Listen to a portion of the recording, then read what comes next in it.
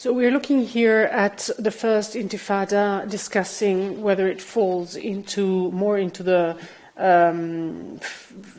field of violence or in that of non-violence. Let me start by saying, first of all, that this presentation is not a history of the First Intifada, about which you can find several books written from various angles and various authors, and some of them are listed in your bibliography. What we're going to do here is to not overlook the non-violent events or activism that took place during the First Intifada and discuss the relevance of this phenomenon. So let's start by saying that, as we've mentioned already several times, the PLO had been relocated to Tunis, and that helped spread the idea, the acknowledgement of reality that if you want liberation or salvation from the Israeli occupation would not come from outside, and that Palestinians had to rely on forms of self-sustainability in the occupied territories. The conventional starting date for the First Intifada is the 9th of December 1987, but already in the autumn of the same year, a number of events took place, such as demonstrations, strikes, both in Gaza and in the West Bank, in villages and in refugee camps. These events can be considered as the beginning of the uprising already before the 9th of December 1987. Also remember that at the Arab Summit in Amman of November of the same year, Palestinians perceived themselves to be marginalized because the PLO and Arafat were effectively quite marginalized at that summit. And what we can see already in these demonstrations that took place in the autumn of 1987, is that there was a pattern, and these were the youths throwing stones, responding and confronting the IDF. And these were people, young boys generally, of a young age, between 8 and 20 years old. So the throwing of stones per se can certainly be considered as a violent action, despite the many testimonies of several young Palestinians who said, I was throwing stones as a symbol, I was throwing stones because it meant go away. Now, despite the symbolic aspect of this action, a stone that hits you is far less symbolic than it wants to appear. So clearly not all the Intifada, the First Intifada, was non-violent.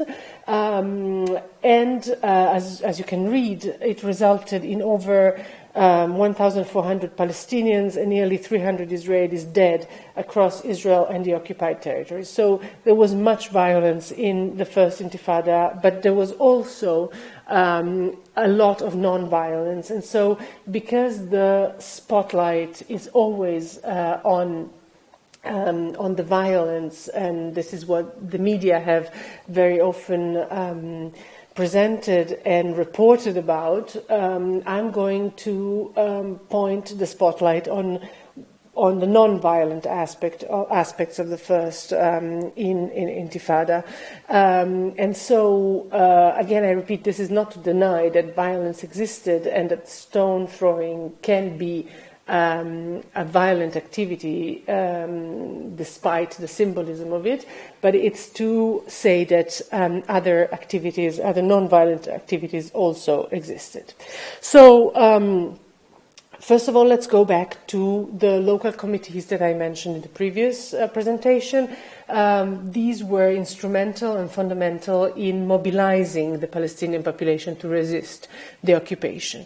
So they took the lead in guiding the uprising, and they helped that process of institution building that, in the emergency of the uprising, functioned as a coordinating body. So we have the Unified National Leadership Command of the Intifada, which had representatives of Fatah, of all the main Palestinian parties: Fatah, the Popular Front for the Liberation of Palestine, the Democratic Front of the Liberation of Palestine, and the Communist Party, as well as some representatives of Hamas. So this was a committee which had different souls, if you want. It was a coalition, and on the one hand, that helped resiliency. On the other, because of different opinion, I hesitate to use the term factionalism, which is always used with very negative connotations. But clearly, there were different souls and sensitivities inside this committee, which also caused to its being vulnerable. One important aspect to point out is the communiques, or the leaflets, the appeals to the population that about every 2 weeks were released by the Unified Command. And there is an interesting book entitled Stones Speak, the communiques of the First Intifada. I've listed this book in your bibliography. And this is not only an analysis of these leaflets and communiques, but it's also a translation into English for those of us who do not speak fluent Arabic. So you can really look at them and see what you think. Actually, this book is almost all available on Google Books if you look it up. So some of these leaflets called for violent means, like Molotov cocktails, using knives, and so on. Others called for non-violent means for demonstrating, like using sit-in, demonstrations, appending flags, and so on. Of course, the Intifada went on for about 4 years, so an analysis of such a movement throughout this period would take us too long, I would say. And as I said, several books have been written on the subject.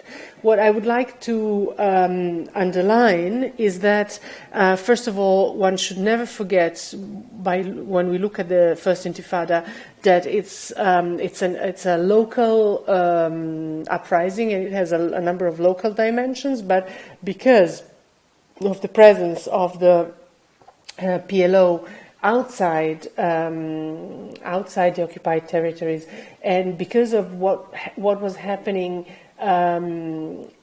inside historic Palestine, one should never neglect to consider also the dynamics between outside, inside, which are then very important for what will happen after the First Intifada, which is the Oslo Accords in 1993 and the return of the PLO in the territories, in the occupied territories, with the name of the Palestinian National Authority.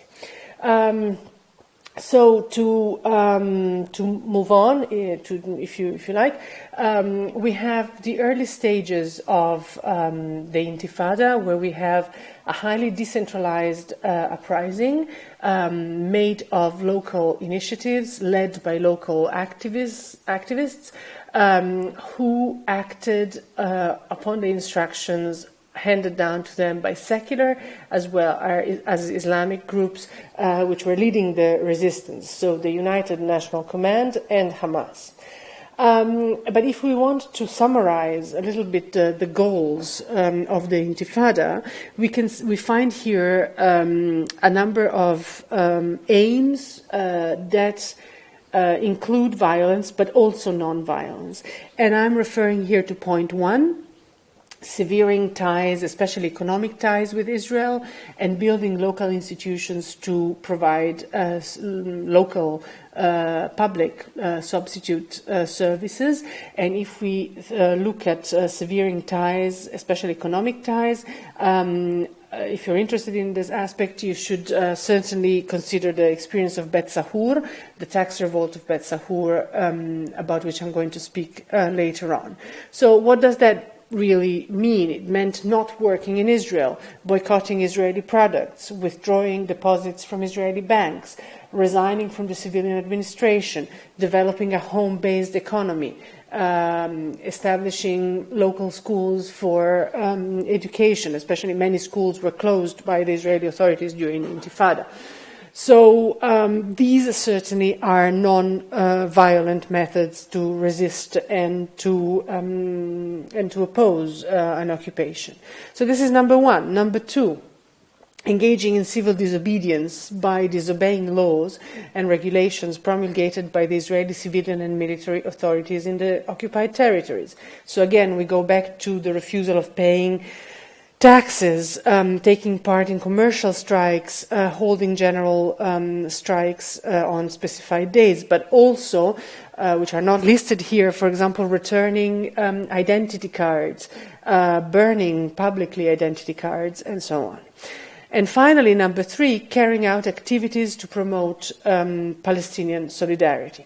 So we're talking here, for example, about strikes of solidarity with Palestinian prisoners and with their families, or with the families of the victims, coordinating with lawyers to defend prisoners, sit-down strikes by students, teachers, and parents, and so on.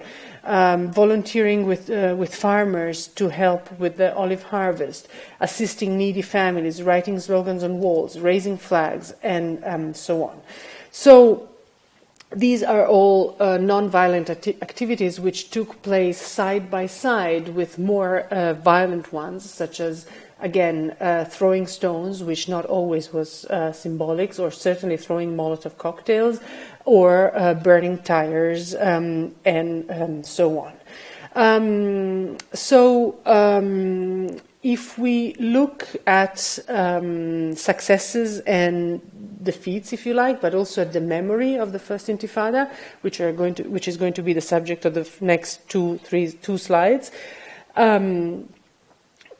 what happened is that the unified command, escalated the conflict without having the means and the resources to sustain the escalation, meaning that every riot, strike, protest resulted in mass arrests, casualties, deportations, and at the same time it severely disturbed the routine of Palestinian daily life, because closed school, curfews, economic hardship made at a certain point made the resistance lose its appeal.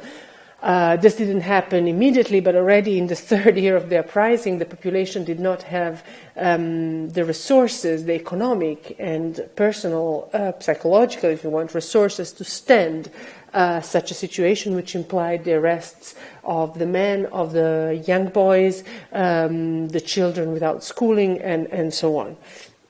So by the early 1990s, a large part of the Palestinian population reached the threshold of resistance, of sacrifice, and eventually abandoned the demanding campaigns of civil resistance. And this also contributed to reigniting a circle of violence, as non-violence wasn't strong enough, was not supported by enough. Civil resistance, if you want, was not supported by enough people to continue its task, if you want. It's Wendy Perlman in her book "Violence and Nonviolence in the Palestinian Among Palestinians," published by Cambridge University Press, that talks about, in the first chapter, talks about the theory of nonviolent action and its sustainability in the long term. So if you're interested in this dynamic, I suggest you read that chapter, which is very well written and very interesting. But at the same time, there were many elements that speak about a successful a success of the First Intifada. First of all, overcoming factionalism and elaborating a new sense of community inside the occupied territories. And that implied mobilizing all sectors of the Palestinian population: women, trade unions, merchants, white-collar workers, and students. And, for example, a widespread sense of solidarity. In an interview that you can read in the book Refusing to Be Enemies, Ghassan Andoni, who's the co-founder of both the Palestinian Center for Rapprochement and of the International Solidarity Movement, recalled in this interview that he gave to the author. The outbreak of the 1987 Intifada came to what I refer to as the other turning point of my life.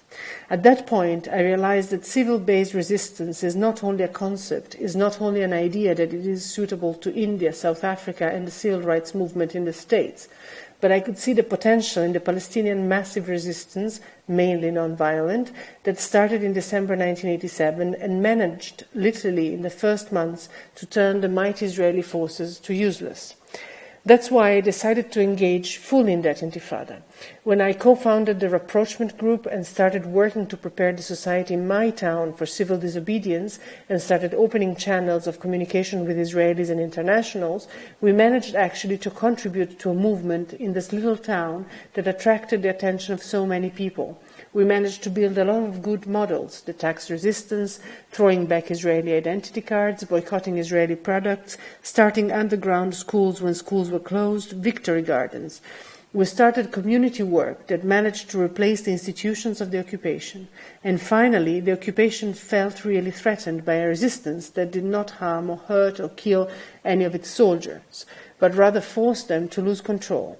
And that was very frightening to them, and that's why they attacked this little town, Bet Sahur, severely, hoping to crack down on this experience, fearing that this might spread out to other regions, and then there would be a total collapse of control. Now, this leads us to our next presentation, which is, in fact, about Bet Sahur and the tax resistance of Bet Sahur. But it's interesting in this interview that I've just read, in this excerpt of the interview, that, first of all, the self-perception of the speaker and the picture that he gives of the revolt as a whole. He draws from his non-violent experience to actually assume that the whole Intifada was non-violent, which, as we have seen, is not really the case. But certainly it is true, as he says, that the Intifada challenged the and I'm quoting, mighty Israeli army, end of quote. But most of all, it challenged its sustainability. It showed Israelis in their, on TV screens every evening that there was no such a thing as benevolent occupation, which is the myth of the occupation as it had been elaborated by Moshe Dayan immediately after 1967. And if there was some support or an acknowledgement of the hardship of the occupation among Israelis in Israeli society, then it showed that that was not the case. For example, Peace Now, the organization that we've also encountered in this unit, mobilized thousands of Israelis demanding a negotiated end to the conflict. And interestingly so, the refuseniks also came out against serving in the West Bank and Gaza. Already in January 1988, which is a month into the First Intifada, 160 Israeli refuseniks refused, and by the 7th month of the Intifada, the number had reached more than 600. So certainly it did have a very strong impact on Israeli society in terms of acknowledgement, knowledge, and refusal of some of its members and of its soldiers. So it's safe to say that certainly the Intifada did not end the Israeli occupation, but it did break the stalemate, the long, decades-long stalemate between Israeli and Palestinian negotiators. And I would also like to read you another memoir, if you want, or another quote from the work of Julie Norman that we will that is actually available for you in your focus documents. Julie Norman has worked on civil resistance during the Second Intifada, and we will return to her work later on in the last slide of this week. But what she argues is that the activists of the Second Intifada looked back at the memories of the First Intifada with an element of nostalgia, noting that at the time there was a sense of hope and optimism and of solidarity that got lost in the following decade. One of her interviewees, called in her article Mahmoud, which might not be his real name, he told her, and I'm quoting, "The Palestinian people have a long history of resistance, but the highest point of our resistance was the First Intifada. Our resistance then was unprecedented in that we used stones and simplicity in confronting a big army, and we faced guns with our chests open to them. The Intifada is deeply rooted in the people's minds. As the main resistance, we mobilized all the people in the streets and mobilized the entire community for confrontation." So it was the spirit of communality, of community, of solidarity that in a way translated the idea of national struggle into a movement towards the formation of a collective identity, a shared identity that was based on participation in the movement. And there's another interview with which I'm going to close. The words are those of another activist called here Noor, and he told Julie Norman, "It was the Intifada of the people. If there was a demonstration, you wouldn't only see the younger generation, you would see mothers, old people, the whole village participating. Everyone was together. You could go to any house if you needed to eat or you needed to sleep, and people would welcome you. Whether you were Christian or Muslim, it didn't matter, because all were open to each other. We knew how to make a community together and to support each other for food, shelter, education, everything." So that's the pros and cons, successes and failures of the First Intifada. And now we'll move on to the very special case of Bet Sahur. Thank you.